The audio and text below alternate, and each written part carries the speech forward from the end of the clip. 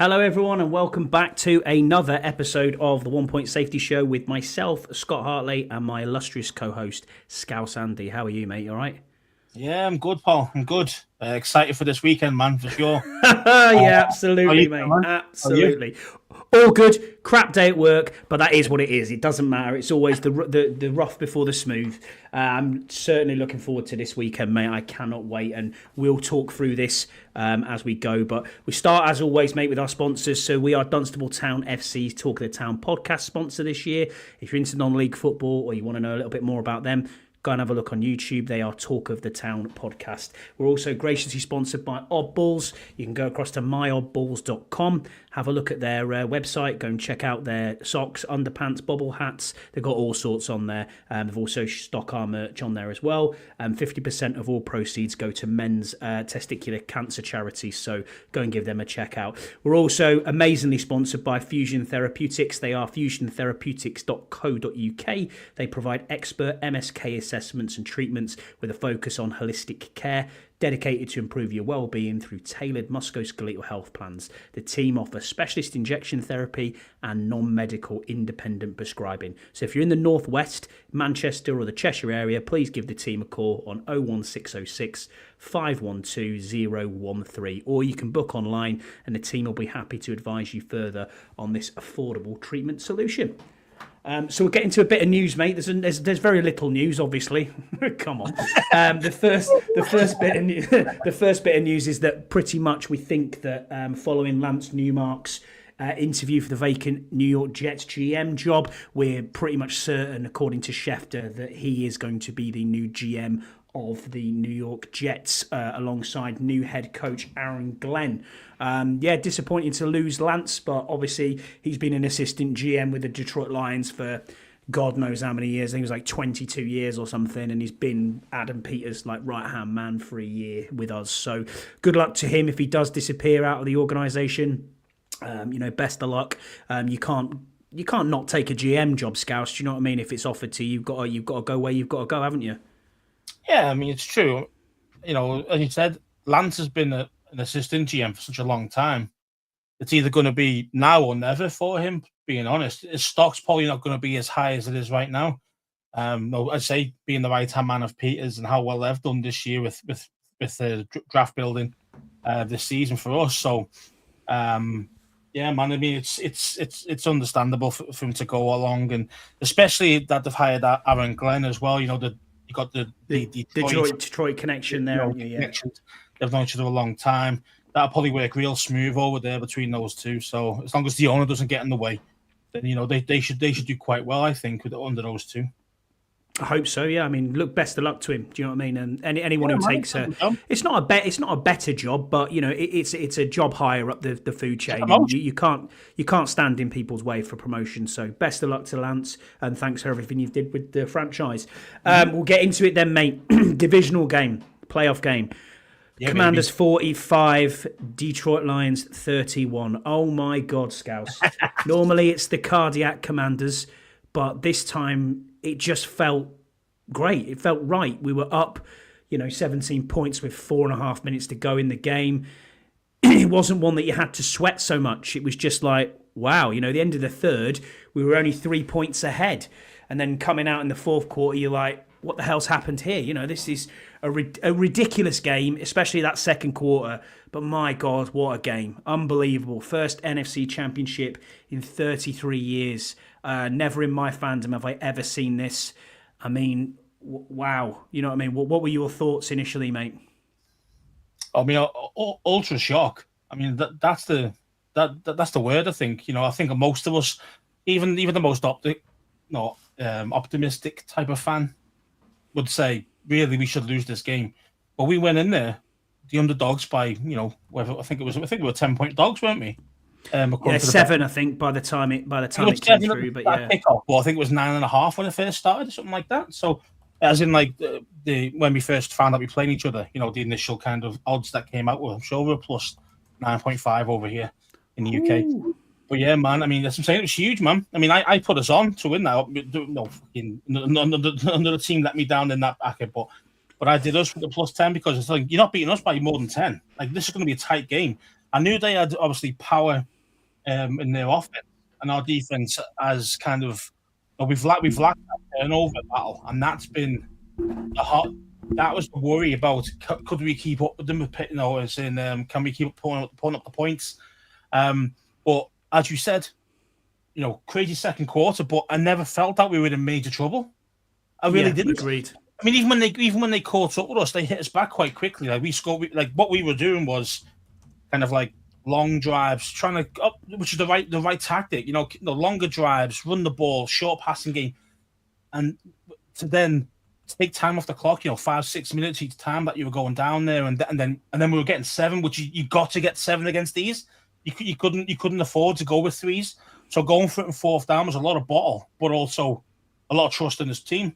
But you knew that we could get it. We got the players to do it. So when that happened, then you think, okay, but then they would hit us back so quickly. They're like 1 or 2 plays sometimes, and they've gone to the house. And it was crazy. It's like, oh, okay.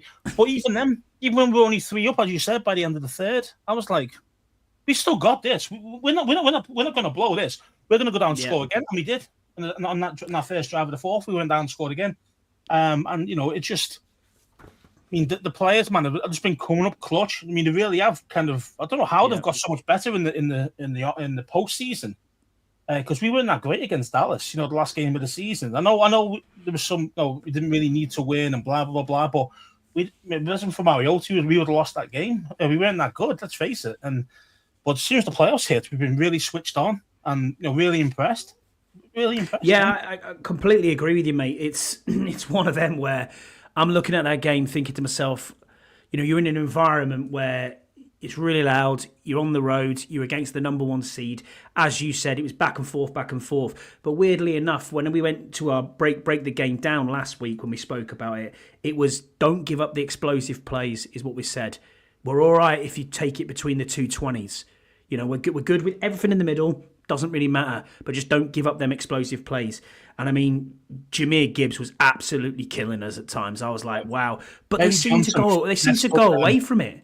They seem to go away from Jahmyr Gibbs, which made me think to myself, what are you doing here to go away from the running back was there? Also, though, mate, there was a resemblance of a running game. I'm going to say a resemblance of a running game. We're looking at the totals here. I mean, I'll go through them now. Jaden Daniels, 22 of 31, 299, 2 TDs, 0 sacks, 0 interceptions, which is amazing. A QBR of 91.8, rating of 122.9, so perfect passer rating. Rushing, Brian Robinson, it was 15 carries for 77 and 2 TDs. Jaden was the next one on the docket. He was 16 for 51. Austin Eckler was 6 for 47. McNichols was 4 for 8, but got a touchdown. And then you look at the receiving side of it. I mean, De'Ami Brown again was our top receiver. I mean, this has basically solidified his contract, Scouts. It has to have 6 receiving yards. 6 receptions for 98, no TDs. Terry 4 for 87 with a tutty. And then it was Austin Eckler 4 for 41 and Zach Ertz 5 for 28 with a tutty as well. I mean, you can look at where that is in production and you can say to yourself, this is a full team win. On every level, it was a full team win. When we talk about, and you hear the coaching staff talk about complementary football, arriving violently, ball is life, all these sort of things that we talk about and that we can hear from this coaching staff. I genuinely believe that, and every bit of that game plan worked from start to finish. Dan Quinn and Cliff Kingsbury have got the biggest balls I've ever seen in my life. They must have, because you need a wheelbarrow to keep them ones in, because I'm telling you, these guys are aggressive. They're going for it on 4th down. Joe Witt had that defense absolutely firing on all cylinders. And man, the ride continues. I mean, we'll go through it. Who are your standouts in the game then, mate? I mean, I think it's harder to pick a guy who played poorly more than actually who will stand out, because most of the team played at their best. I think their best level. You got to think about it. Our defense, there is holes in it, but I'll tell you what, man, the guys have stepped up big time. I mean, Latimer's made a huge difference. I know they'll say, "Oh, we didn't really get targeted." He's a beast in the run game as well. That's why. Yeah, exactly. That's why no one goes to him, because he's that damn good. He's going to pick you off. So that they made the mistake of going the other way to Samra still, and look what happened. Exactly, and look what happens. Exactly. and that tandem is really nice, man. That really is really nice. I did not expect Samuel to be that good on the outside, being honest. But tell you what, man, he's solidified himself probably as an outside corner now, more than inside. So, and I've got to say to you here, I will give you the most massive props in all of the land here. You called that from the minute the first ever mock draft we did. You were like, we need Sam Still. And I was like, okay. And every single mock draft you did with us, when we talked about in the pre-draft process, he was there. And sure enough, what a rookie he has become. I mean, you know, I think Scouts owes me money, Jesse says. Yeah, maybe. I don't know how that works, Jesse. But you called it. You called it. I'll be honest with you. That was your go-to in the draft. And you said, if we can get this kid, then it's on. But yeah, apart from Sam Still, who else stood out for you then in this game? I think most of them stood out. As you mentioned, you mentioned the unsung guys. You mentioned, Zacchaeus didn't get many yards, but he scored an important touchdown and he got an important first down as well. So it's especially towards the end of the game where you need those first downs, we were making those clutch plays. It was showing up for those. Even McNichols did a decent job, scored a touchdown himself as well, in relief of B. Rob and Eckler. And that's what I'm saying. It's just everybody's just playing well. You know what I mean? I've got to say, I'll give a special shout out to Trent Scott, who came in obviously for the injured Cosme. You know what I mean? I look at this and think to myself, we're going to a backup tackle who is essentially a tackle who's going to play inside at guard. You look at what he was doing. He's calling the protections. He's showing the line movements to Jaden. And he had a fantastic second half. He was fantastic. And I just think to myself, maybe this is the level that these guys are playing at, the no, never say die attitude, the no losing. I mean, we talked about him before, Diami Brown, man. He has shown up clutch in these two playoff games. Certainly deserves a contract. I mean, he's not going to wow you with eliteness of what a receiver will be, but we've waited 4 years to see this, Scouse, and now all of a sudden he has come on. Why is he doing it now? Two things: we've got a quarterback who trusts him. That's it. Mm-hmm. At the end of the day, even our team weren't even allowing him to be kind of on the field a lot, and when they were, you don't realize he's actually quite physical.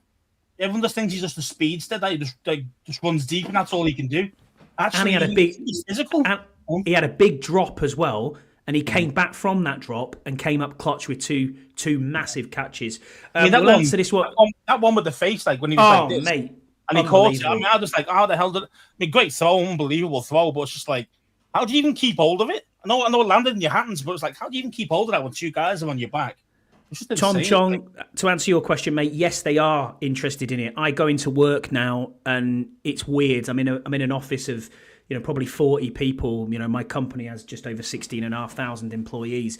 Every day I'm rocking a Washington Commanders beanie, and people are looking at it going, oh, Washington, oh, mate, well done. Or I get the odd, oh, Redskins. And that it still goes on, even around a small town of, 60,000 people, which is quite small in the UK over here. We are getting the recognition that's there. We're on national TV every single day.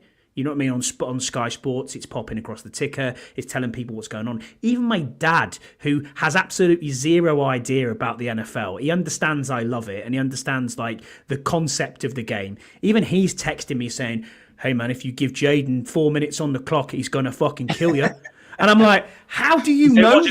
Do you know what I mean? And he's not watching the show, I'll tell you that. He's not taking the time to watch the show. But yeah, even he knows what's going on, and people are talking about it. We're not seeing it as it obviously is in the DMV, where people are rocking, JD5 jerseys everywhere, and people are talking about it. But the UK fan base, Tom, has been here for a long, long time. Scouse, you can attest to that, mate. You go ahead and answer that one as well. There's a lot. I think a lot of real fandom, really, for the Redskins at the time was the 80s when they first came over. When he came over and played a game over here, and it was a friendly, wasn't it? It was a preseason game or whatever it was. Wembley, wasn't it? Wembley, I think it was. Yeah. I mean, obviously, I don't remember that game per se, but. But my brother's older than me, and anyone around my brother's age, the early 50s down, really into the Redskins, because let's face it, when you've got no real affiliation to an NFL team, when you're getting into it, what do? You tend to pick a team that's good at the time, don't you, when you're first getting into it yourself? Yeah. And we were good then. So we had a lot of fans. Then all of a sudden they went away because they just went, well, I'm not going to rock this because we were a laughing stock. And that's basically what's happened. And then obviously now we're actually looking good again. People are starting to come back out. But people would always recognize stuff. Like even, I wear Redskins stuff quite regularly when I'm walking about. And people say, oh, Redskins. And even though we're not the Redskins anymore, they still know it as the Redskins. I'm talking just randomers who aren't even fans. You know, they just know the iconic emblem and say, they know us the Redskins, you know. So, you know, it's definitely, we're definitely there. You know, we've definitely got some fans in the UK, like. Yeah, I mean, look, Rod here saying I've been supporting this team since 1984. I mean, that was the year I was born, Rod. Sorry to make you feel old, but so yeah, man. I mean, yeah. I mean, yeah. So Jesse gets me on this one. He does, but I didn't bet him any money. But anyway, we bet Mikey wouldn't play outside, and that's true. I did say he wouldn't play that often out there because I didn't think he was good enough. Slap me in the face for that one. I mean, fair enough. We've got to eat crow in that bad boy, but I didn't bet you any money. You know what I mean? But yeah, man, been a fan since it came across in the beginning. So again, the early 80s, mid 80s, you know, chose them to take on my uncle who's the Cowgirls fan. Yeah, I've got an uncle who's a Cowgirls fan, and we got another uncle who's a Dolphins fan. Okay. But when you think about it, the four biggest teams in the league at that time is Cowboys, the Redskins, the 49ers, and the Dolphins during the 80s. Dan Marino, you know what I mean? Yeah, so, we had absolutely no contact at all to any of this. It was just a 10-minute clip on, you know, it started on Channel 4, what I remember. But you were telling me you were listening to it on bloody American broadcast on the radio. Ian would always put it on that long wave radio because it was awful. It was like just a whistle on long wave. Yeah, I remember. You know what I mean? It's like, how the hell do you understand what's going on? That's how bad it was at the start, man. It was pretty grim. I was trying to find out. Rod said I was in Washington while in the army and went to RFK and saw Riggo destroy Dallas. That was me hooked. Nice one, man. Nice one. Nice. I mean, to look at this fan base as a whole, even in the UK or in, you know, the States, we've waited so long for this moment, mate. We have waited an eternity for this moment. I've never seen anything like it. And, you know, it's almost like that Phil Collins song, you know, Air of the Night. I've been waiting for this moment for all my life. I have been, you know, I genuinely have been. And I don't want this ride to end, mate. I don't want this ride to end. I'm so excited for the weekend. Eagles either. Do you know what I mean? Like, mate, come on. There's two teams that you don't want to lose to. It's Dallas. Yeah, I know. Anybody else, okay, you can kind of live with it to a certain extent. But if one of these them two fuckers beat you in the playoffs, that is like just extra disaster. Do you know what I mean? Like, mate, it'd be awful. Really, so we'll get onto the defensive stats, I suppose. So Jeremy Chin was our top tackler in the game, 12 total sacks, 7 tackles, even 7 solo, 1 pass deflection, and an interception. Frankie Louvu was next with 9 and 5. No, Chin. Oh, Chin was our top tackler, yeah. And then it was Marshawn Lattimore with 5 solo tackles on top of that. I mean, sacks-wise, 2 sacks, both from Dorrance Armstrong. He got 2. And then interceptions. Mike Samra still 2 interceptions. Quan Martin, 1 interception for a pick 6. Let's go! And Jeremy Chin to seal the deal with 30 seconds to go in the fourth there. You knew it was all over then. As soon as Quan Martin, it's that for a pick 6. Yes. I'm already thinking we're going to win this because our defense doesn't do that. I think we've had 1 pick 6 at the rest of the season. And then he pulls that off, and then obviously Louvu lays the wood on Goff, and that was great. And you just think, yeah, Goff shit himself. We've got him here. Do you know what I mean? And that's what I was thinking. As soon as we got that pick 6, Jesse saying we need to prepare ourselves. We can prepare ourselves next week, mate. I don't care about that right now. In all honesty, I'll be honest with you. I love you, buddy, but I'm not on that negative train. I can't be. It's the NFC Championship game. I can't be on the negative train. I love the pessimism, mate. I understand exactly where you're coming from. Me and you were talking to each other at the weekend, Jesse, and we were pacing the floor, both of us. I couldn't sit still. I literally had to watch it on my phone at one stage, you know, while walking around, and watch it on the TV as well. Yeah, it was crazy. I could not sit still for the whole game. And it'll be exactly the same this weekend. I'm pretty certain of that. But Yeah, man. To close the show, to have Coach Gibbs in attendance, the culture of this team, mate. It's a big word, culture, big word. But I've seen that Dan Quinn is up for Coach of the Year. I mean, I get that Kevin O'Connell is nominated, but he'll probably win it. But let's be honest here, it has to be Dan Quinn for Coach of the Year. It absolutely has to be him for Coach of the Year. Yeah, I mean, as I say, if he wasn't in the reckoning, like of the shortlist, I would have been raging because, even if you wanted to say, okay, well, in regular season, Dan Campbell was amazing, 15-2, blah blah blah. Yeah, but then we just walked into the house and stomped all over them. So they don't deserve shit. They don't deserve. He doesn't deserve anything. Now he's lost all the support and cast now, so they're going to be shit next year. Trust me on that. And then that's our guy by a mile. By a mile, it's got to be. Has to be. I'm being biased. You look at the stats: 4-13 to a 12-5. That's a +8 difference. No one else did that this season. Nobody from the year before to now. Never mind in his first season. I'm talking about any team doing that. Yeah. So it's just insane. It's insane. So and if it's not Dan Quinn, the voting's rigged.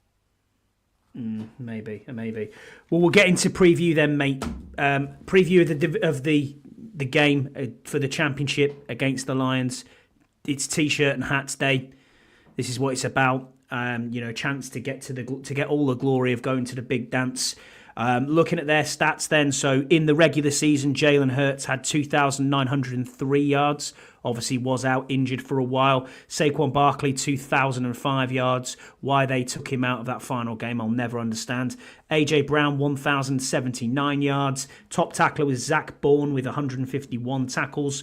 And interception, CJ Gardner-Johnson with 6. In the postseason, Jalen Hurts has only had 259 yards. Saquon Barkley, 324.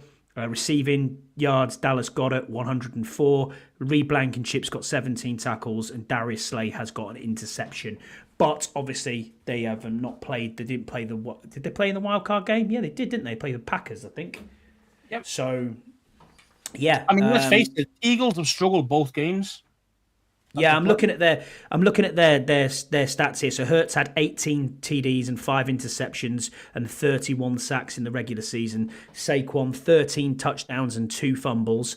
AJ Brown, 7 TDs. Devontae Smith, 8 TDs. And Dallas Goedert, 2 TDs. I mean, I get that they've got a very good offensive line. I get that they've got 2 very good receivers. They've got an amazing running back. They've got a running quarterback as well. But being honest, is that a lot of stats to look at, realistically? Is that like when you look at that 18 TDs against 5 interceptions? I mean, Saquon, yeah, that's ridiculous. But the 2 receivers have got 8 and 7. Terry had more than them. It's is it anything to write home about? No, I'm not so sure. This is it. Everyone goes on about how good how talented the Eagles team is. And they are, because let's face it, they are outperforming their piss poor coach. Let's face it. Nick Sirianni's a joke of a coach, being honest with you. I don't know how they're still winning with him in charge. That shows how much talent they've got. They're winning in spite of him. Do you know what I mean? Sirianni, wow. Yeah. So yes, their offensive line is the best probably the best in the NFL. It's debatable between them and Detroit, isn't it? It's debatable between the two of them. Well, yeah. I mean, okay, yeah. I mean, Detroit's pretty good as well, and obviously, it's Ben Johnson's fault they lost that game. Going away from the run game when we were struggling with it against Gibbs. It was stupidity, really. Trying to be too cute, cost himself. But when you're kind of looking at the Eagles team, yeah, they're going to run the ball. They're going to get Saquon involved, and it's kind of case of a bit like Derrick Henry game when we played Baltimore. We were back 8 in the box, and you still get 100+ yards. Do you know what I mean? Like, that's just how it's going to be. If we can limit the huge plays, though, because we do kind of adjust well against Saquon. It's just the starts, we just tend to get blown away by him. So he's going to get his, mate, again. And this is the thing. This is what we've had all season against very good running backs. Bijan Robinson, Jahmyr Gibbs, Saquon the first time, Saquon the second time. I mean, every time they've had... It was 100 yards in the first quarter. You know what I mean? Like, after that, he got like 40 yards total. I mean... Yeah, but what I'm saying to you is this: he's still going to get his stats. He's still going to get his touches. He's going to get there. Exactly. It's exactly the same game plan as last week, isn't it? It's limit them big explosive plays. Don't worry about it 20-20. We'll be fine. And try and hold Jalen Hurts in the box because he is a mobile QB. But the injury that we all saw is a bit of a problem. I mean, I've got the injury report here. I haven't got the injury report for us. There wasn't anything listed even on our website. So looking at the injury report for Philly... Both days, there's nothing up. Unless you can find something, mate, while we're here. But I'll go through Phillies just now. So AJ Brown, he has a knee stroke. He was on knee stroke rest. Limited participant in Wednesday's practice. Britton Covey, wide receiver, neck, limited practice. Dallas Goedert with an ankle didn't practice. No reason why. It doesn't say rest, just didn't practice. Jalen Hurts was limited with the knee. Lane Johnson, knee stroke rest, limited practice. Cam Jurgens, their centre, back, did not practice. Quinyon Mitchell, shoulder, was limited. Obviously, he was hurt against the Rams as well. Kenny Pickett, with his ribs, was full participant. Josh Sweat was a limited participant with ankle stroke rest. And Byron Young, another offensive tackle, has a hamstring problem, but he was full participant. So is it all about then stopping the run here? Is it all about going all out, all 11, as I heard Joe Witt say, to stop Saquon? Is that what we've got to do and hope that we keep Jalen Hurts in the pocket and make him throw the ball? Yeah, I mean, I think that's so important. You've got to keep contained for sure. You know, if you don't keep contained, Hurts will burn you on the outside. Unless his knee really is bad. You know, because when he hurt his knee in the game last week, there was no tush pushes. You notice that? And that's how they keep their drives alive. It's a tush push, the 4-and-1s, the 4-and-2s, and they get it every time.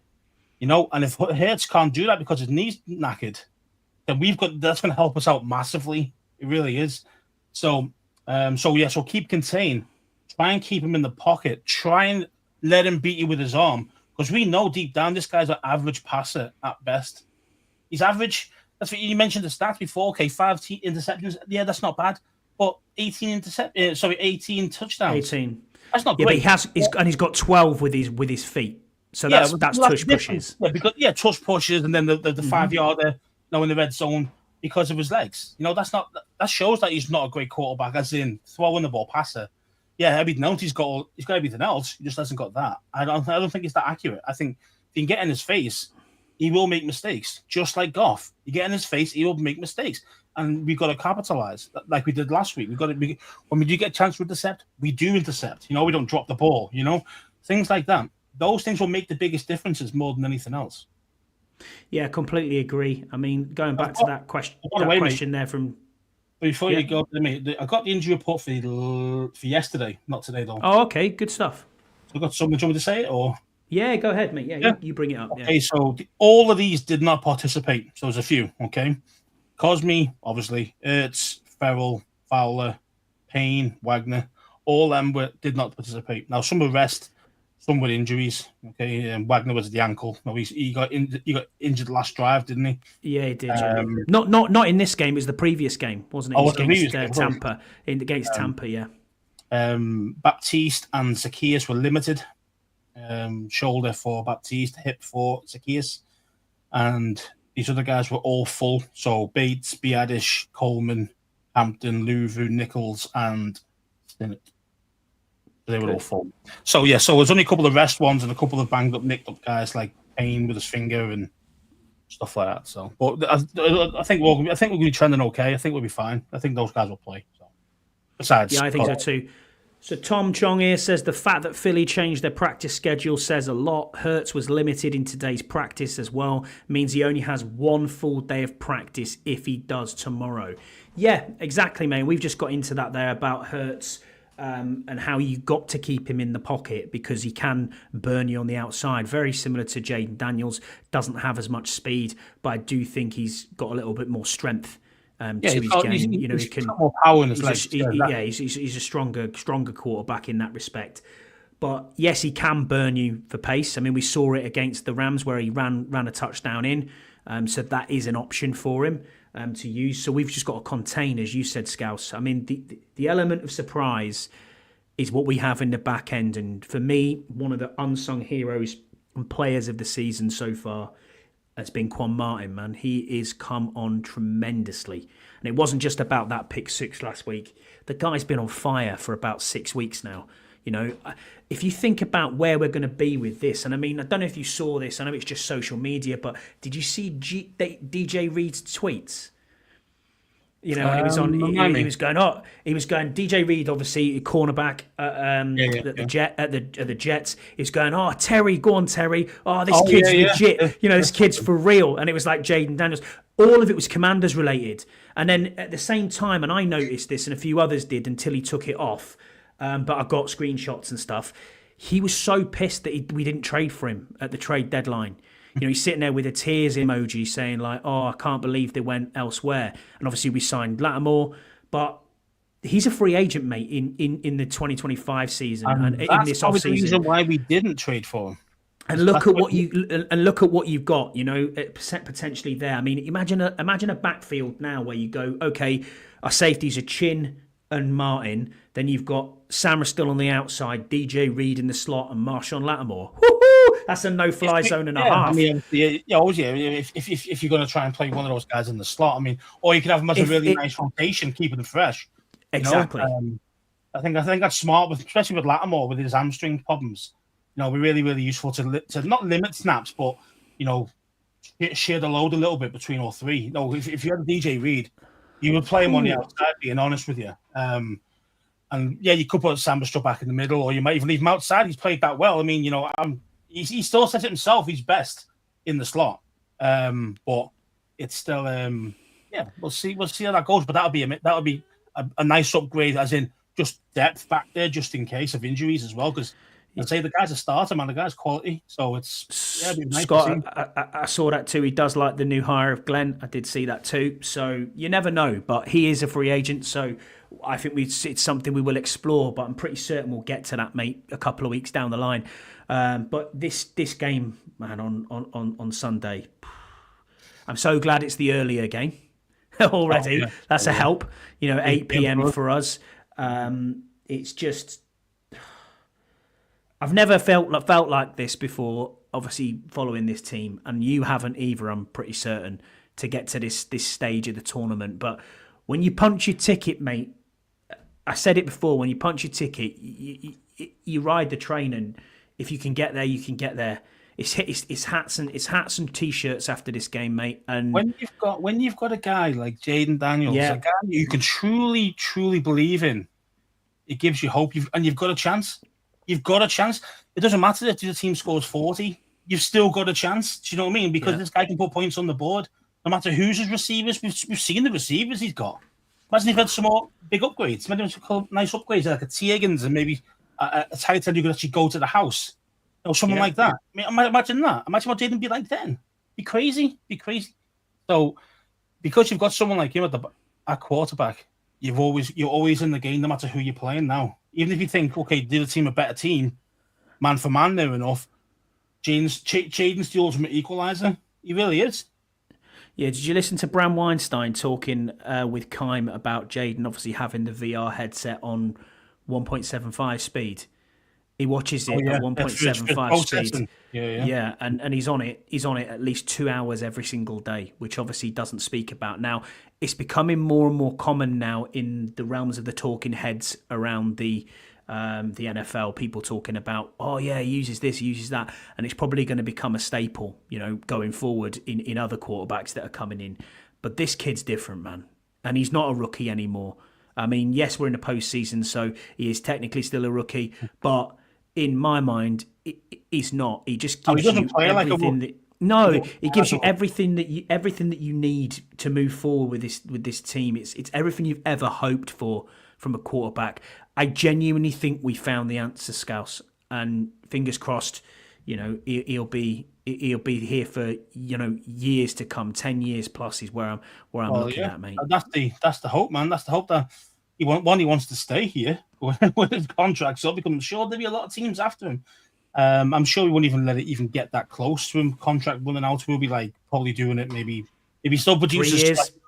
Yeah, if he's producing like he is now for the next 3 years, on the 2 more years after this, 2 more seasons, yeah. Yeah, I can definitely that's where you need to do it. Then, get it done early. Don't even mess about with it.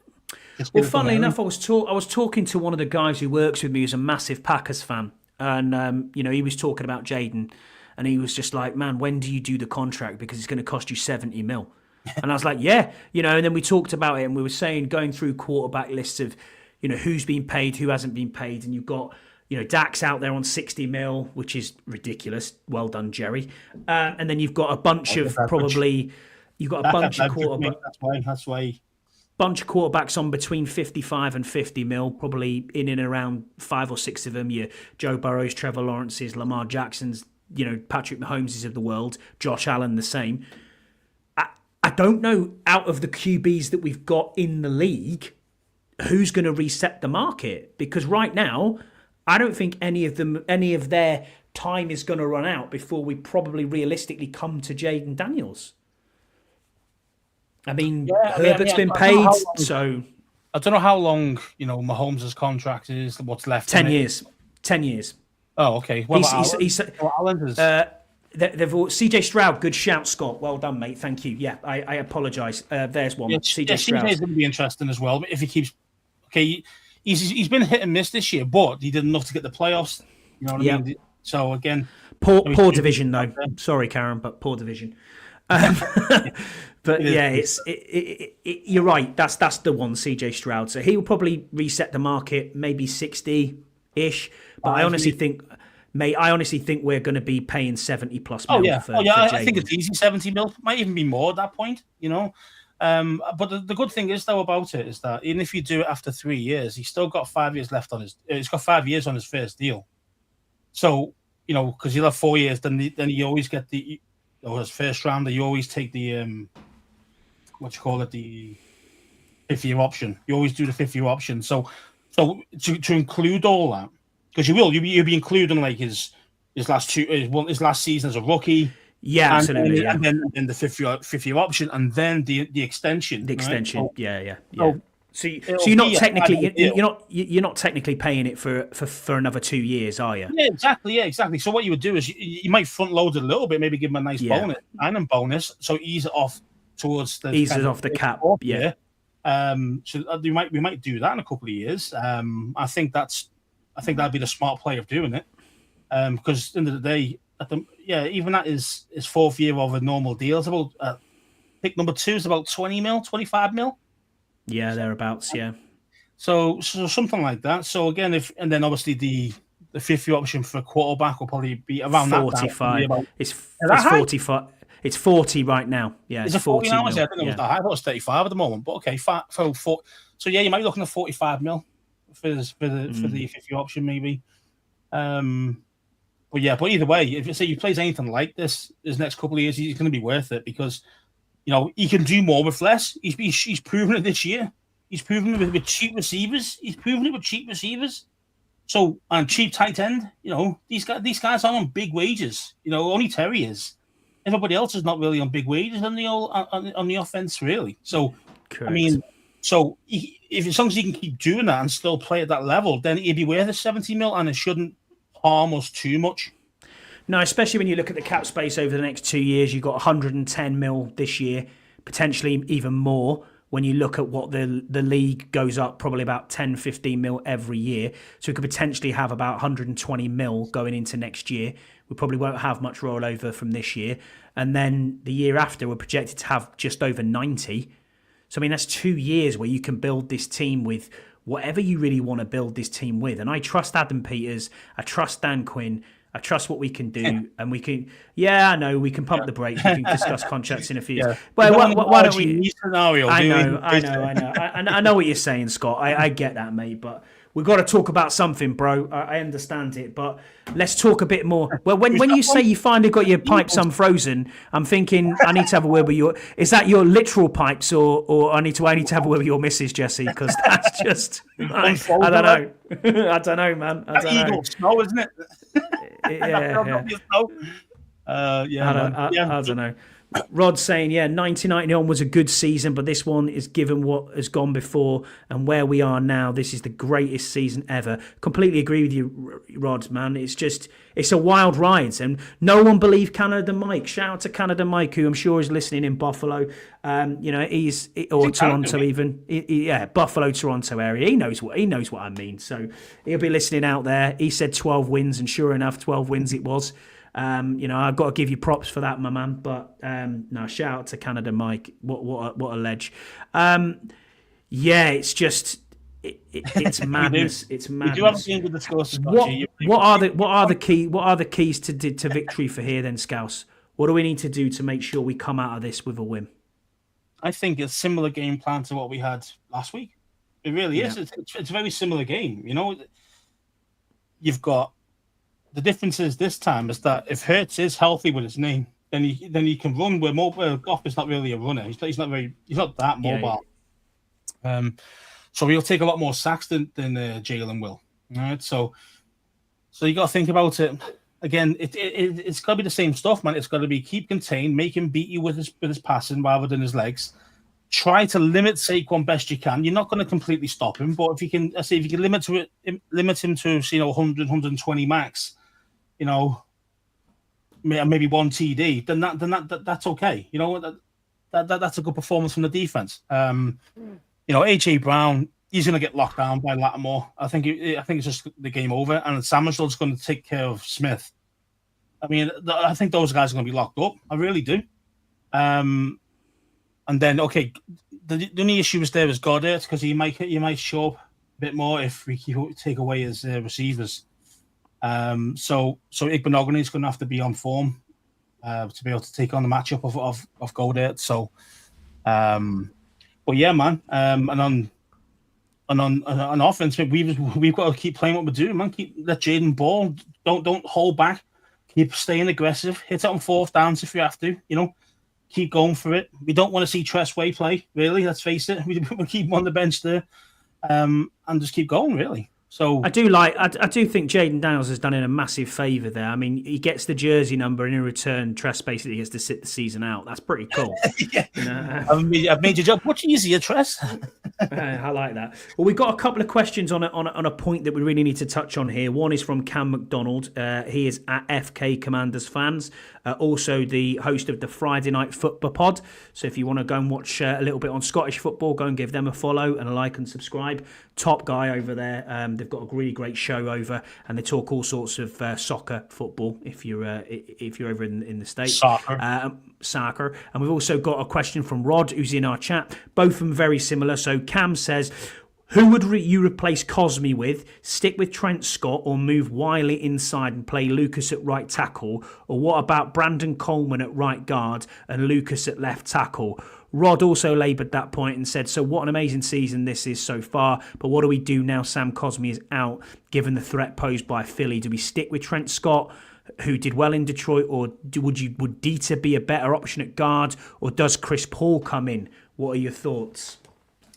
Yeah, I mean, I think if you're going to go off seniority there, what you would go with is move Wiley into guard and play Lucas at right tackle. He's not on that injury report from yesterday, Lucas. So I'm surmising that he's going to be fit to play.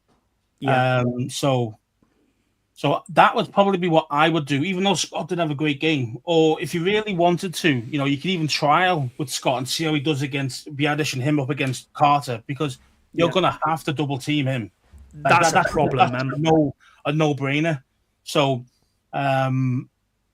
can Scott hold up? I mean, you could trial it, I'd say, early on in the game, see how he goes. Does he hold his own, or does he get pancaked?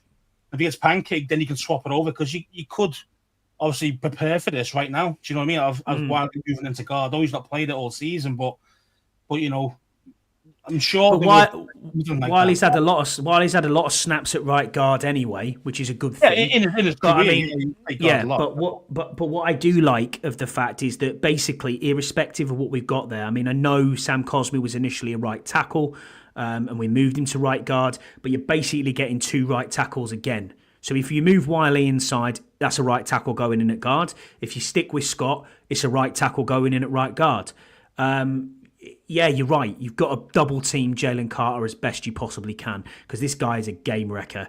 I mean, he can wreck the game on his own. We saw it before in the 2 games we've played against Philly. To us, man. He did is to an us. animal. He He is had an a absolute time, animal. man.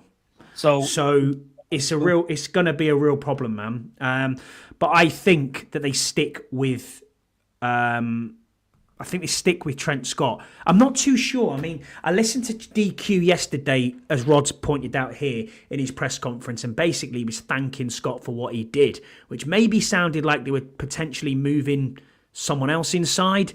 But I actually do think they stick with Trent Scott. I think they've got to give him the opportunity to play the full game. There was nothing wrong with the protection calls. There was nothing wrong with what he was doing up front. I know Biadish does most of that, but you could see what he was doing out there. And he had a very good game against Detroit, but this is a completely different defensive front. They don't have a Jalen Carter or that type. No, they do not. Detroit, and also don't forget as well, they did have a lot of injuries in defense as well. So yeah, they did. Yeah. So again, they maybe their internal game records weren't there. You know what I mean? So that helped out or made Scott look better than probably what he is. Does that make sense?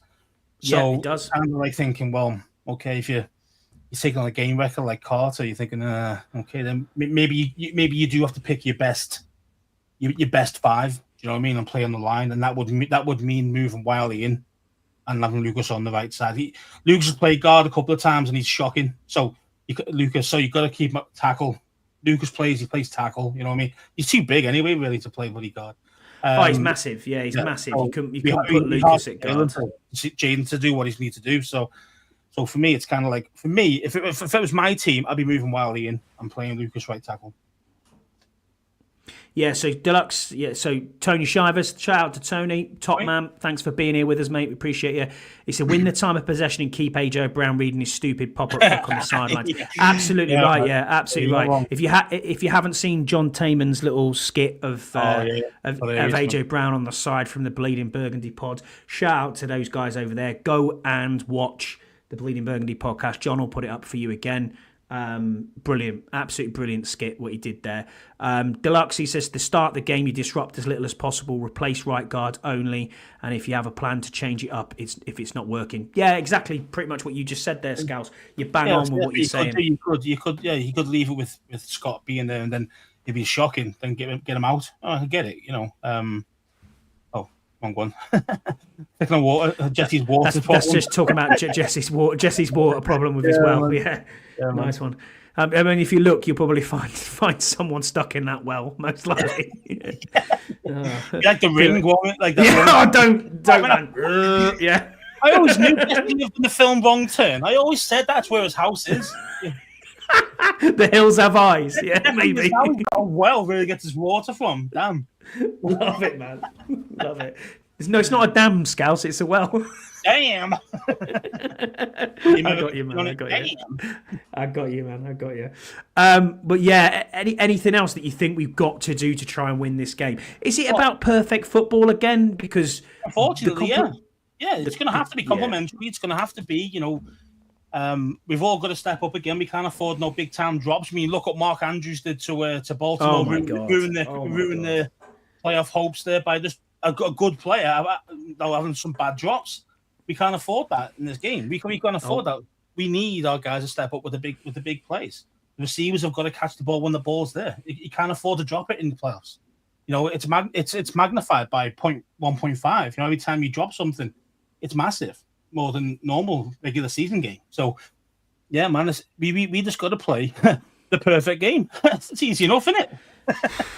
Yeah, I mean, for a start, if we look back at what we did with Philly last time around, don't turn the ball over 5 times. That'd be helpful. Yeah, I mean, that'll make a huge difference. I mean, I'd say in the playoffs, touch wood, it hasn't happened yet. You know what I mean? It hasn't happened yet. So, no turnovers. All right, besides turnover on downs, but I'm not counting them. So yeah, as long as we can limit those turnovers, I think turnovers are going to be the key. Can our defense cause some harm to them by turning the ball over? I think if you can put pressure on Hurts, they can throw the ball. I think he's inaccurate. He's like Goff in that way. You give him time, he'll kill you, just like anybody else would. So it's just a case of getting his face, put the pressure on, make him beat you with his arm, and then pick up the mistakes. When a mistake happens, we capitalize. We make that all important tackle, or we make that all important interception. That's how it's got to be. Do you think this is going to be a high scoring game? Because you always say it's family business, Scouts. Yeah, it's family business. And don't forget, we did play last time with them when we won 36-33. So, and that was without Hurts after the first quarter. So, there's going to be, I think there's still going to be points. It just depends how bad the weather is, actually, as well. Is it like ridiculous weather? Is it going to be snowing? I don't know, but if the weather's not too bad, then... Let me have a look at the weather forecast for Philly. If the weather's not too bad, then yeah, I could definitely see, a 30-30 game. You know what I mean? I could definitely see that happening. I mean, their defense is meant to be number one, but Jaden just carves them up. It doesn't matter who the defense is. I mean, I'm looking at the current weather and the forecast for Philly. So let's have a quick look at what the 10-day forecast says. If this US website can let me on, which it's not doing. 40 degrees and sunny, Jesse said. Is it really? Oh, okay. That's not too bad at all. No, if you can keep something like that for the game, then I think it'll be a higher scoring game. I think it'd be like similar to the last game we played against them. Yeah. So in our weather, in our world, it's looking at this. It's going to be 4 degrees Celsius, and the feel light factor is 0, and it's going to be light cloud with a moderate breeze. And the wind is 11 degrees, 11 miles an hour wind, which is very little. It's quite a bit. 11 miles an hour would be quite a bit, especially for the kickers, i.e. Zane. Yeah, I know what you mean. I know what you mean. But yeah, it's going to be tight, this game. It's family business, as you always say. It's an in-division rivalry. It's just... And this is it. We know each other's games inside and out. Both teams do. The difference is that we're on the up. We're playing a lot better than what the Eagles are. You watch the Eagles play the last kind of like 4 weeks. Last couple of games of the season and then going in. Yeah, they won games, but they weren't impressive. You know what I mean? So then you just go, and we're going up on the up and the up, and they're stagnating to a certain extent. Yeah, they're not putting up loads of points at the moment. Well, no. I mean, look at the stats there. He's got 200. He's got 259 yards in 2 games in the playoffs. Who? Take one. Jalen Hurts. Oh, Jalen Hurts. Yeah, it's a say because normally he relies on the run game more. But exactly. That's why you need to somehow try and stop that or limit it and try and have Hurts beat you with his arm. So, but yeah, I think we've got a chance, man. I think of course we've got a chance. As I said before, we've got JD5, so we've got a chance. Let's get into our fan questions then, mate. I'm saying both, Ian. Elliot, some of their kicker. Their kickers had some problems as well. I mean, he has, man. Right. Yeah, man. I mean, yeah. I just don't feel confident with Gonzalez. I know he's not missed that many, but I just don't feel confident with him when he comes up to hit it. So speaking of Richard Cameron, who is in our chat at the moment, he is at Mr. Rich Cameron on X. Go and give him a follow. He said, did you see Ben Johnson's Bears intro presser? If so, after seeing that, he's a total awkward dork. How happy are you that you didn't join Washington? This game is history in the making. I think we're just peaking at the right time. I see us smashing Philly 35-14. I'll take that. I mean, I'll take that. But yeah, man. Fair play. And then to follow that up, he's put in our chat here, Richard, he's put, Destiny is calling, guys. JD will take Mahomes' crown in the Super Bowl. It's happening. Mate, I love your optimism. Really nice story. I love your optimism. I'm not being negative in Championship week. No chance. I think we've got as much chance as Philly have. They want it bad. We want it bad. Division rivals. We are, as you say, peaking at the right time. It's been a crazy off season, post season even, and I look at this and think, yeah, why not us? That attitude that's been instilled, Scouse. It's been one of them. I want a Bills final. Well, do you know what is strange is that there's so much history back to 1991, Ian. When you look at the teams we've played in the postseason. When you look at the Bills are potentially in the Super Bowl again, yeah, is it written in the stars? Is it these old school, is it the Super Bowl players of old, the ghosts of Christmas past are coming back and picking this team up by the scruff of the neck and saying, no, we're going to get you over the line. I mean, the NFL. We've seen it. We've seen it before where we've had teams with the why not us attitude win Super Bowls. The Giants did it. Exactly. That's what I was going to say. It's the 2011 Giants. I mean, they were a pretty poor team. No one gave them a chance. And then they won 5 straight at the end of the season. Went into nicked the playoff spot. Then there was the 6th seed because I only went to 6.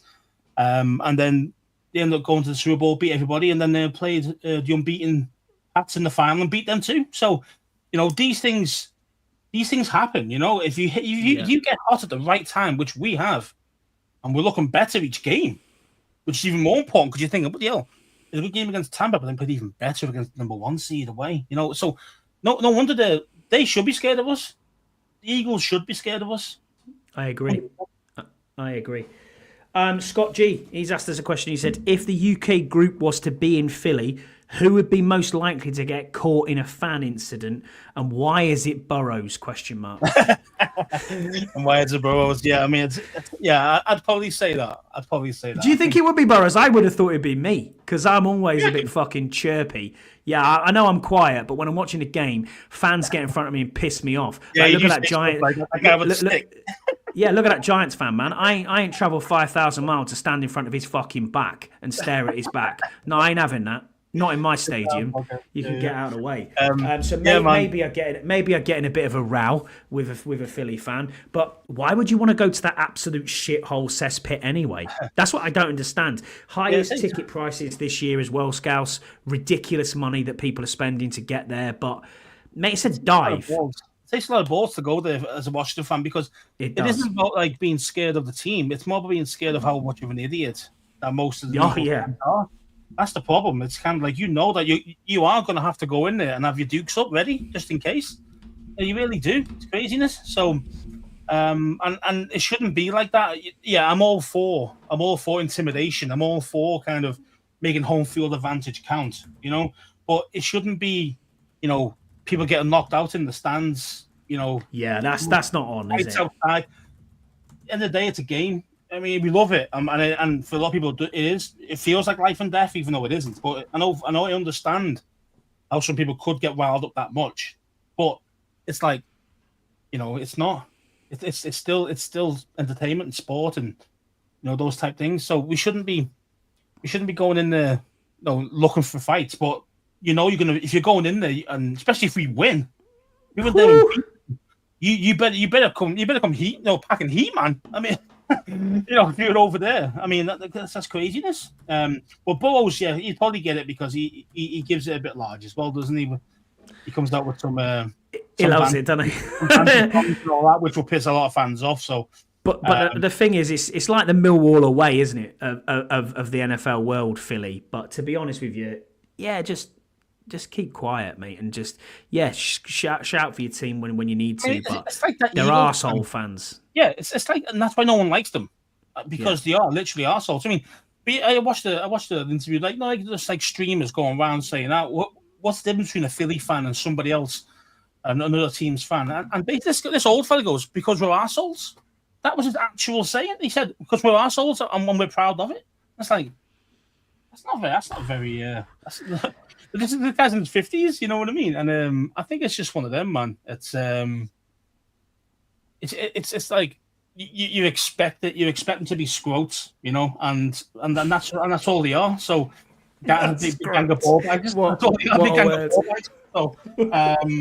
yeah, man. I can't wait. If we beat them there, and then any fans who do go there, just make sure you've got your wits about you. Really do. Don't drink too 100%. Much. Keep your eyes back of your head, shit, because you've seen stuff, man. I mean, you've seen stuff. Look at that dickhead Ravens. Who smashed up a few of our guys, totally unprovoked. That shit will happen if we beat them there. 100%. That will happen to somebody. So just make sure you've got your hands up ready because, just don't expect the unexpected. Agreed. Shout out to James Lowe in the chat. Nice to see you, mate. Good to see. I think everyone who's in London this weekend who I've spoke to is going to the Hippodrome.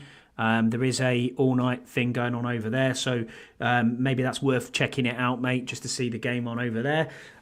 A next question then, it says, is Scott G. And funny enough, similar to this question, we also got a question from Rod, similar to this. He said, what advice would you give Commanders fans to follow to avoid becoming like the annoying fans of the other team complaining about based on one successful season?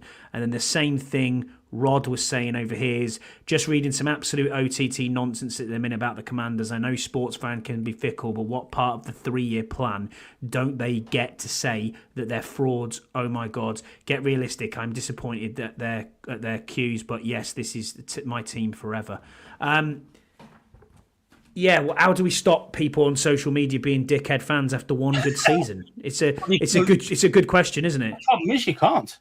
Social media is open to everybody, and even if you want to try and keep people down and say, and just trying to curb them each time you see it on social media, they're still going to either do it or not. You're not really going to force people to change how they are. That's something that's a bit unrealistic. So for me, it's just a case of trying to promote it the right way. As people absolutely. Not just who podcasters, but other people who are in big spaces who should act the right way on social media about that it is for 1 year. That it is 1 year. And try and rein us in a bit as fans. Because if somebody that they respect says something like, "Wait a minute, we shouldn't be doing this, talking all this shit or whatever," then they might actually change their behaviors. So I think that's important. Like people know the big names in the podcasting game, or even like Kime and guys like that. Fans look up to those type people, so they should follow. If they do it the right way, they follow suit. You know what I mean? I think that's the best way of doing it. James says, embrace the dickheadness, especially against the Cowboys fans. Yeah, mate, that's never going to change. I mean, I'll be honest with you. It's when it gets over the top. You know what I mean? That's when it's a bit stupid. I'll be honest with you. I actually dislike the Eagles at the moment probably more than I do the Cowboys. And this isn't a Jesse take. I've always been there or thereabouts. Cowboys obviously number one, but the Eagles are up in my chart at the moment. I'm absolutely sick to death of the Eagles. Just for A, their fans, as we just talked about, and B, it's almost like they see themselves as this big brother all of a sudden in the division, and that is not the case. We've always been the top dogs in this division. We've just been a sleeping giant for a long time, and now you're going to have to go up against JD5 at the weekend, and we'll show you. We'll show you what we're about. Madrid trip next year, James Lowe says, hopefully. Yeah, man, we looked at that. Miami are the home team in Madrid, which means that potential. We do play them away, so there is a potential that we could have a European trip. I will too. So Scott G, pack your sunblock. Jesse, get your shades on. Come on out and come and get across to Miami if we do end up there. Obviously, ideally, we'd love to Miami. Why did I say Miami? Madrid. It's playing in Miami. Ideally, we'd love a UK trip, but it's not on the cards this year, as we've already seen. But yeah, man, it's one of them. It's going to be, if we are the away team going to Madrid, that'll be amazing. Deluxe says the NFC East teams we face next is always the most hated. Yeah, agreed. I agree. Yeah, but the Giants are shite, so I still don't like the Giants, mate. Can't stand them. I mean, I don't hate them. I mean, I don't like them, but I don't hate them. Not like I do with Philly and Dallas. Philly and Dallas are the two. Yeah. With the Giants, it's like, they talk a lot of shit, but they just, it's all empty promises. You know what I mean? And that's what the Giants have been like for a long time. So, exactly. I'm likely going to Lambeau. Yeah, to the draft. So I'll probably see you there then, Scott G, if that's the case, mate. You're talking about actually playing Green Bay? Oh, I don't know. If he's going to the draft, then that'll be. Then we'll see him there. But I'm not sure because I think we're going. We'll see him there. We're definitely going, are we? Yeah, oh yeah, 100%. Definitely going to Green Bay. The trees and cold. Well, why should we go there for holidays, mate? What's going on there, mate? Well, we'll just get it in. Oh, he's going the regular season game. Okay, no, fair enough. Paul Fiander Turner, who is at Having a Radox, he said, been shouting about him all season, but Frankie Louvo is the biggest reason our defense is playing so aggressively. When was the last time we actually had someone this feared by the opposition in our defense? Kerrigan, maybe? People might say Fletcher. Fletch, yeah, good shout. And then obviously Sean T pops up all the time. Sean T, yeah. Kerrigan, would you say they feared? Kerrigan, people would talk about him, but they wouldn't say, I'm scared of him. You know what I mean? Like, you wouldn't say it like that about Kerrigan. Even though he was obviously our all-time sack leader, but he was one of those guys that people didn't hate him. Do you know what I mean? Because he's a nice guy. You know what I mean? So I think more feared, truly feared, it would be probably my fandom probably say Hoover and Sean T and maybe London Fletcher. Sean T. Yeah, definitely. Yeah, definitely agree with you there. Yeah, what else have I got on here? Next question, Arch Deluxe, who's in our chat, Deluxe. He says, Cosmin will most likely to be going to IR. Do we see Obada return to the 53 from the practice squad, or do we see an O-lineman? 2 players can be elevated from the practice squad every week, but I believe Obada would have to added to the 53 because of prior elevations. You're absolutely correct, mate. He's got, in fact, no, because he was cut and then re-signed, I think he has one more elevation. I think he's had 2 so far, so we can elevate him one more time from the practice squad. Would I like to see FA come in? Of course I would. I love FA to death. Everyone knows that. I've got his jersey. He's a good friend of the show. He's a top bloke. He always has time for us over this side of the pond as well. And do you know what? I'm really pleased for him to be on this team as well, man. To go through the shit that he's gone through, have that leg break, and then come back from it and be like, hey, man, we're going to the championship game. I mean, this is the furthest he's ever gone anywhere in his NFL career. And it's that why not us mentality. And I'm pretty certain he's cemented himself in this team. I hope we re-sign him at the end of the season. Do I want to see him? Probably not, if I'm being honest with you. I think it's maybe going to have to be offensive linemen that we're looking at, that we need to bring up.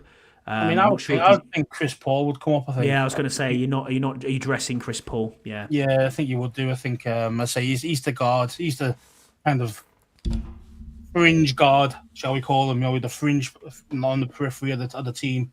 And as I say, we are a guard down, so I probably would be Chris Paul. To be fair, I mean, yeah, and you mentioned we had a second person we could bring up, maybe FA, but I just don't see him getting any snaps if he was. Brian's got a good point here. He says Yankov might come off IR to replace Cosme on the 53. Yankov's got 2 more elevations, mate. Because he just come back. He's got 2 games left, so he's got two more elevations that we can do with him. And obviously on special teams, he was great. He was great on Saturday. I saw a couple of solo tackles on the special teams. So, yes, O-line, as Tom Chong says, O-line and DB. I think AP can find a good running back and wide receiver in later rounds with a 3rd-round pick back from Philly. Yeah, we'll get into draft talk, mate. Absolutely, we'll get into that. Yeah. But let's see where we are. We're going to have like 3 or 2 months of that, probably, aren't we? Do you know what I mean? Correct. I mean, mock draft city, aren't we? Yeah. And to be honest, I'm giving the 32nd pick away anyway. I'm trading that pick for Max Crosby. Thanks very much. I'll give you that, Raiders. Big Max was picked. Have they got a head coach yet? They haven't got one yet. They haven't yet, have they? No. No. So we'll wait and see on that one. Big talk was Ben Johnson, wasn't it? But obviously he's gone to the Bears.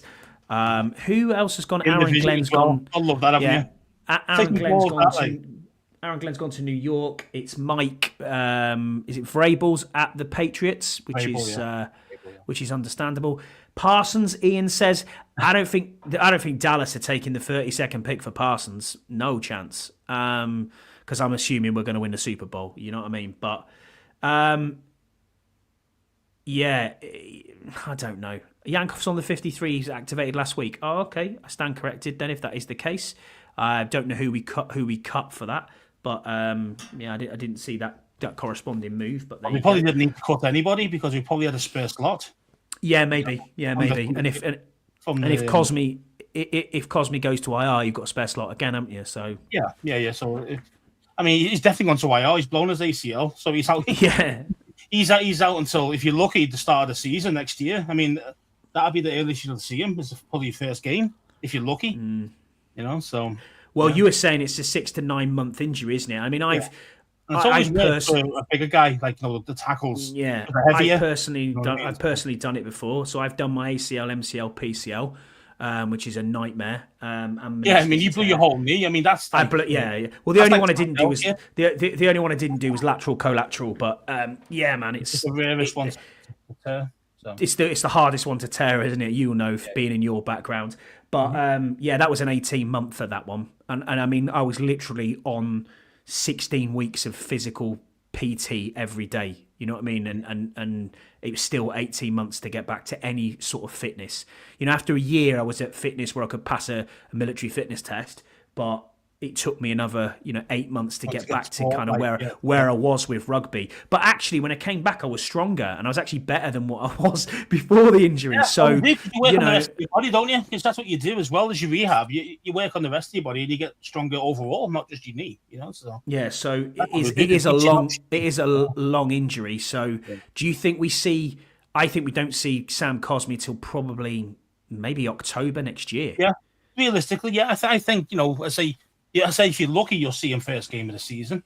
But say that's if you're lucky, everything's gone smooth, Because say the bigger lads, it tends to take a little longer because obviously they've got a lot more weight going through that knee than a running back does. I know running backs cut and all that, and got to be a bit more agile, but it's the weight factor. It's the forces going through your knee. Do you know what I mean? So for example, when you're squatting or when you kind of lunge in position, it's times if it's on an even playing field, like at a flat level. It's times 4 your body weight. So if you're 300 pounds, like Sam Cosme, you're putting a ton through it, aren't you? Yeah, you see what I mean. So that's the difference. And if you're on a decline, like quite a deep incline, or incline, depending on which way you look at it, it's times 7 your body weight. So it's a lot of weight going through your knees. So it's amazing how the knees hold up. Really, that's why it's so easy to. When someone knocks the back of his knee and he stood on it and the back of his knee goes, and you see these guys go down all the time, from friendly fire. A lot of times it's because of that. They've got so much weight going through that knee with the slight twist, and then you got this guy going bang, that's full speed into your back of your knee.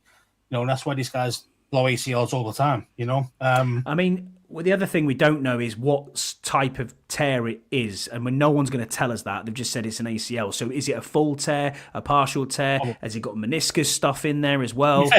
We don't know. I would say I know they're not told us, but I would say it's a full rupture because if it wasn't, it looks like it, yeah. Because if it wasn't, what you'd do with a partial tear, you'd make him play on it. That sounds weird, doesn't it? Why the hell would you make him play on it? I know what you mean. The problem is you can't really repair a partial tear properly, surgically. It's very hard to. So what they do is, in a scary way, what they say is you might be out a couple of weeks, rehabbing it, and then they say, yeah, you're fine, you're good to go, it's not a problem. Knowing full well as a clinician, knowing that what we're trying to do is eventually make it go and tear it completely. So you're trying to make it snap. You're trying to make it snap to a certain extent, yeah, which it would sound so horrible, but it's the fact because if it's partially torn, it's not going to get stronger again because it's a ligament which has poor blood supply, which even if all the strands were together perfect, it's still, if you don't surgically do it and it was just kind of, even though it was partially torn, but even if the fibers were right, which is lucky, very lucky if that's the case, that's still 18 months of being off because ligament healing takes that long because the blood supply is so poor there. So what they do instead is play on it. It'll probably go on you at some point. Then it snaps completely, and then we repair it, and then you're on your 9-month recovery back to full playing again. So, from your that to them, if you said to him, "Yes, Sam, go and play on it now," it's fine. If you say fine, just say, "Yeah, it's all right." What I mean? Like you try and say to somebody like that, it's quite hard sometimes to do that, So, in your medical opinion, being the clinician that you are, would you always go? And I know we're getting into it here, so apologies if you're listening to this thinking, "What the hell are these two idiots talking?" Yeah. Would you always go patella tendon or would you go hamstring graft? I mean, not usually in the UK it might be different in the States, but I mean, how they do it in the UK, normally hamstring graft is the first one to do. So to harvest a bit of hamstring graft, so you harvest a bit of hamstring tendon because you've got a lot of tendons behind the back of your knee. The hamstrings, there's normally 3 big muscles there, big thick tendons there that you can use. However, straight away there you got to rehab your hamstring then as well because obviously you've torn it. Welcome to my world, mate. What they've done is they've chopped some of so they've made it extra. So already they've tightened up your hamstring. Yeah, because you've lost like say 2 inches an inch or 2 inches of tendon. So now they've put that muscle shorter to attach whatever the remaining bit of tendon is to the bone. That makes sense. So your hamstrings. So that's why you always feel ridiculously bad pain in the back of your knee as well in your hamstring area, where the injury site was, the incision site.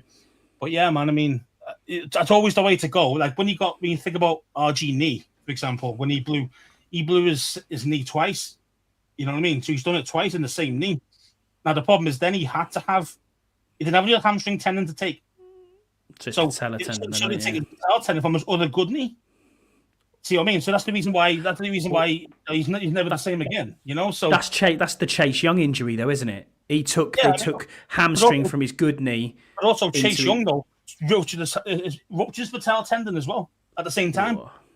So he ruptures his patella tendon and his ACL and the MCL and the cartilage and the meniscus in there. So he did all of those 4 things. So that's the reason why. And it's very rare to see that you blow your patella tendon at the same time as your ACL. It's very, very rare. You don't see that in one injury, you know. But the reason why he's not as good as he was before, you know what I mean? It's just facts, you know.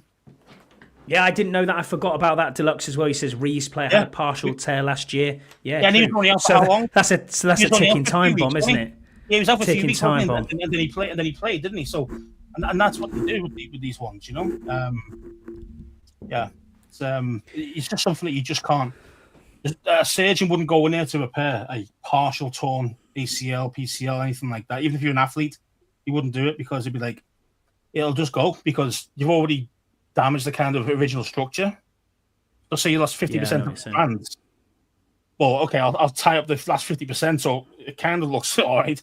But that other 50% that was hanging on for a while is now going to be weak anyway. So it'll just tear anyway. So there's no point in doing 2 ops on them. Just wait until the fully tears, and then you do the surgery then, you know. So Okay, our next question is from Jesse, who is in our chat at the moment. He is at Jesse's24, host of the Bleeding Burgundy podcast. I know John Taman does it, but it's Jesse's podcast.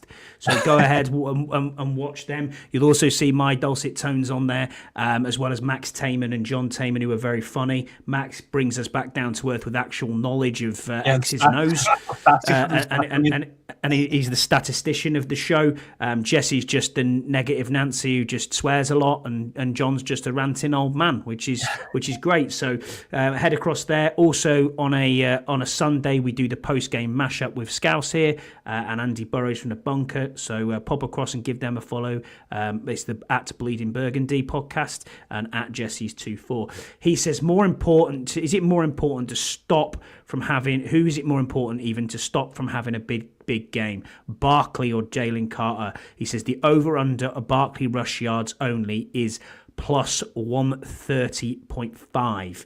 That is absolutely the most in prop bet history ever.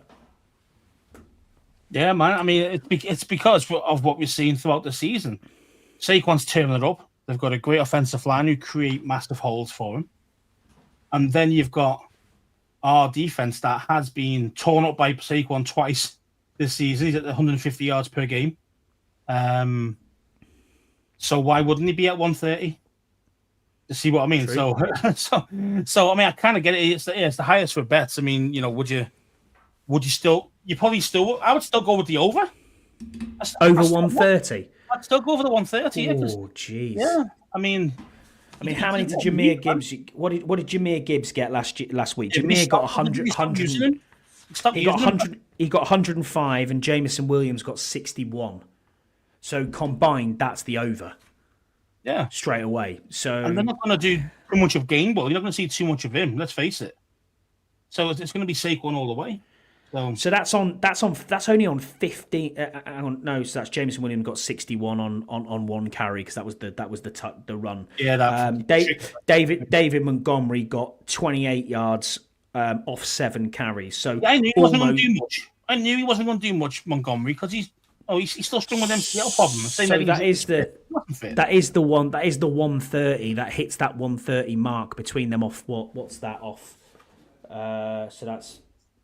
Yes, 21 carries. So, 21 carries. You're not going to see Saquon 25 carries minimum. Easy.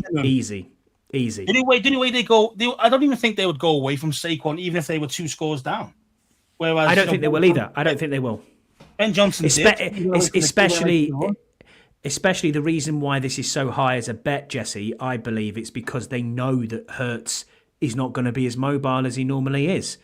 So because of the lack of mobility in Hurts, what else have you got to do apart from give it to your running back who's just gone for 2,000 yards in a season? I think they're going to lean on him even more than normal.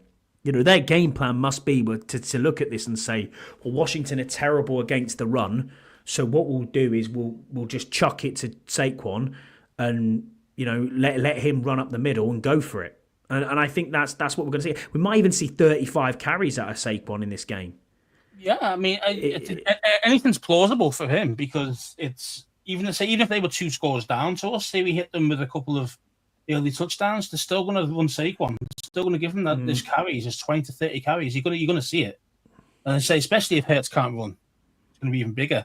You're going to start going for the kind of the tush push. There is no tush push. If Jalen Hurts can't do it, Kenny Pickett can't do it. We've seen it.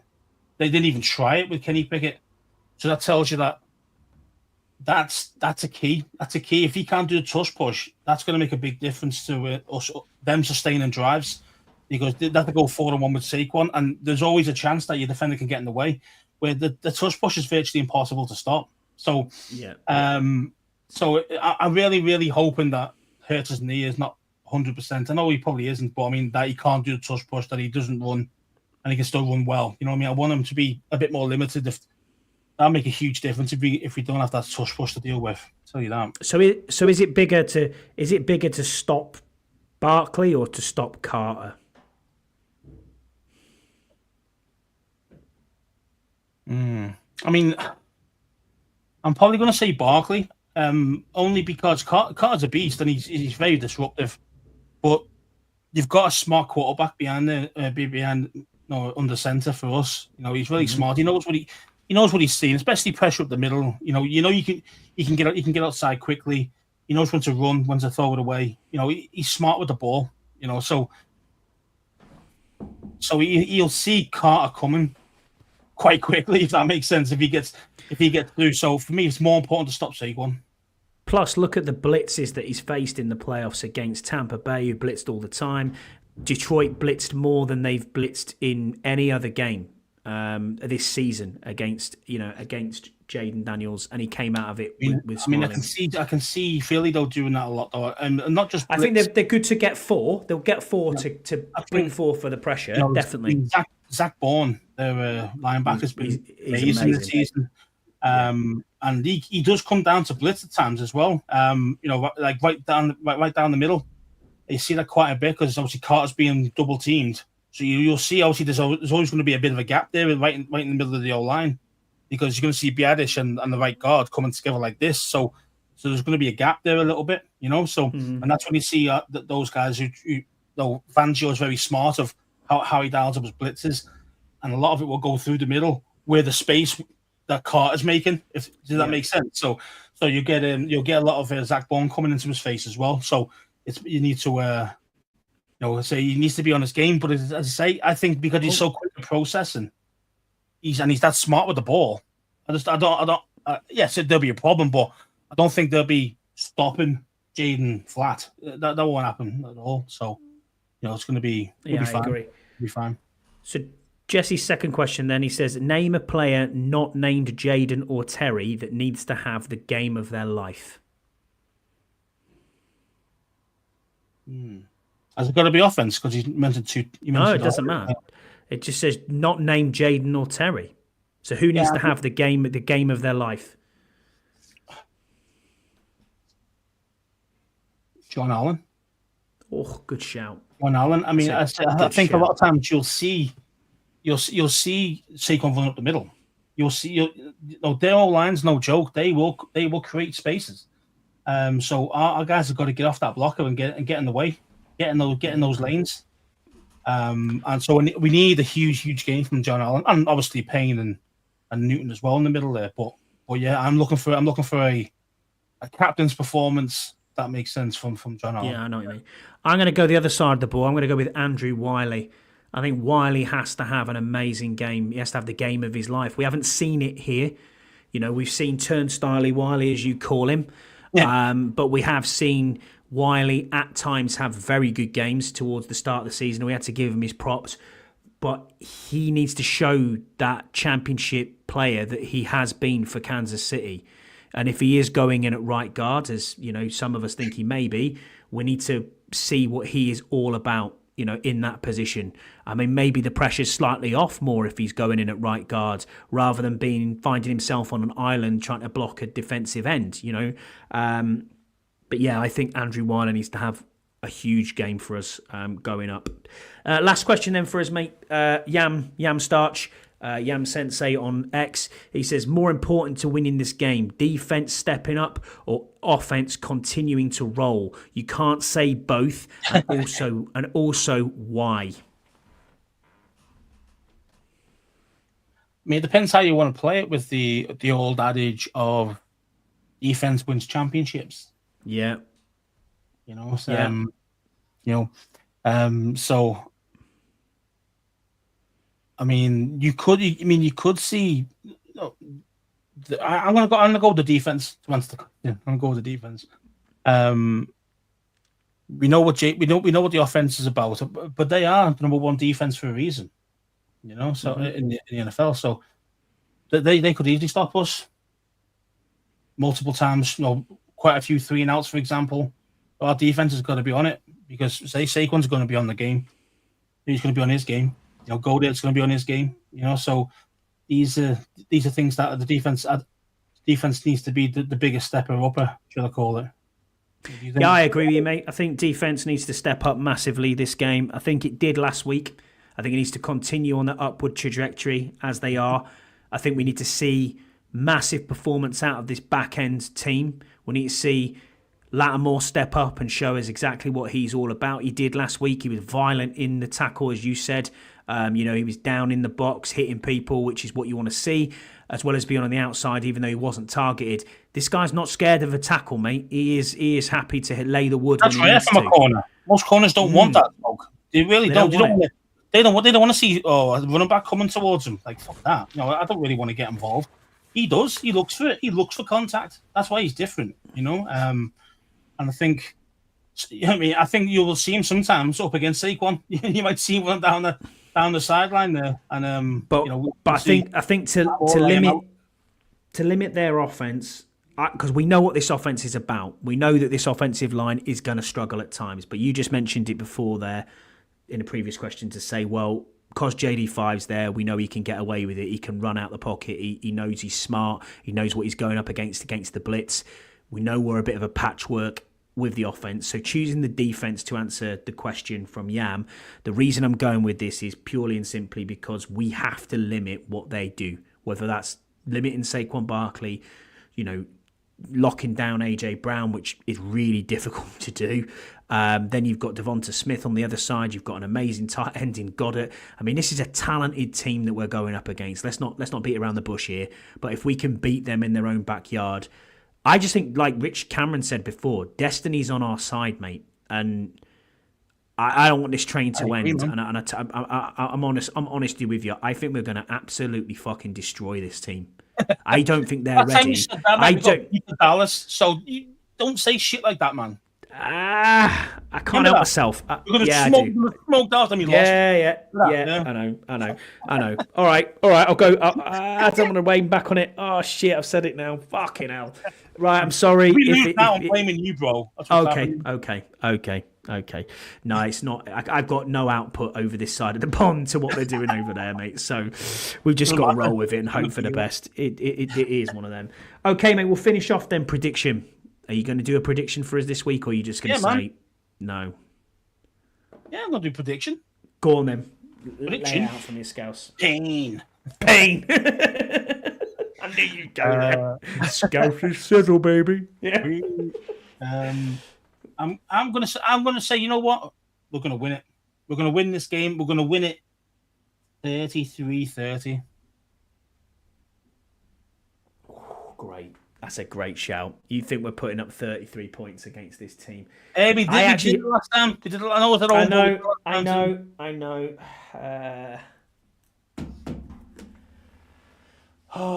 What do I think here? I'm going to go 27-21 win. 27-21 is where I'm at. I think you've got to. We've come this far. You don't want to be that team that loses it, especially to these dickheads. yeah, man. I just don't. I just I mean, can't what would be see worse? how we lose Question it. for you, I mean, what would be worse, losing to the Eagles now or getting to the bowl and losing? What would be worse? Probably losing to the Eagles. You reckon? That's Yeah. what I mean. Yeah. I mean, I'd say because just imagine the grief you get from the Eagles fans for the whole fucking year. I can't deal with that, man.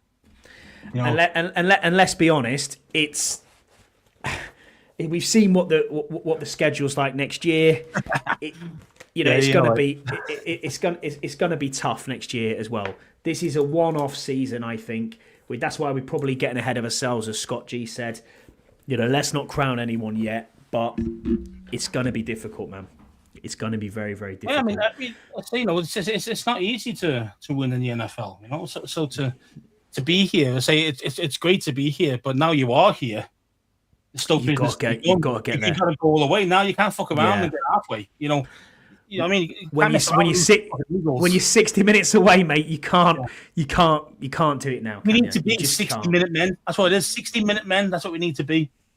On the ball, 60 minutes. And we've got the players. We've proven we beat them only 4 weeks ago, whether it was. Oh, and when you think about it now, if you can push through this 60 minutes and give absolutely everything, which I'm sure this team will do, we got a week off. That's what I mean, yeah, because the Super Bowl's 2 weeks after, isn't it? So yeah, man, we got a week off. So there's time. There's time to rest up. There's time to do things after this season. I don't want a locker clear out Monday, man. I don't want that. No, I do not want that. I'd be sick of him. I'd be sick of him, to be fair. Anyway, so we will be back next Thursday.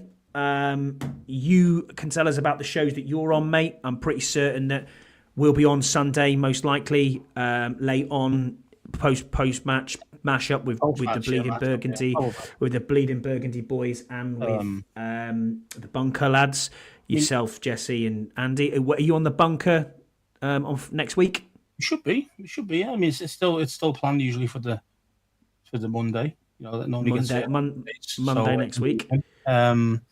Anything we do? I mean, I'm unsure because Christian said he's struggling for Sunday, but we'll see. We'll see if Christian's available. Then I'm sure we'll do a pod. Cool. Sundays. Okay, and we'll be back this time next week. Thanks everybody in the chat for joining us. Thanks everybody who put a question in. Can't thank you enough for doing it. Let's go and get it, boys. We're 60 minutes away from glory. Yeah, 6 seconds of time, just like the look says there. Winning snap, winning moments. This is what Terry talks about. It's what DQ talks about. It's about winning moments, and this is how we're going to keep doing it. And I think, I think the Eagles are. I think they're scared of us more than we're scared of them, and I think, we're gonna rise to the occasion and get it done. I hope so, mate. All right, everyone. We'll see you again this time next week. Thanks, everybody, for joining us. Can't thank you enough. And let's go. Bye.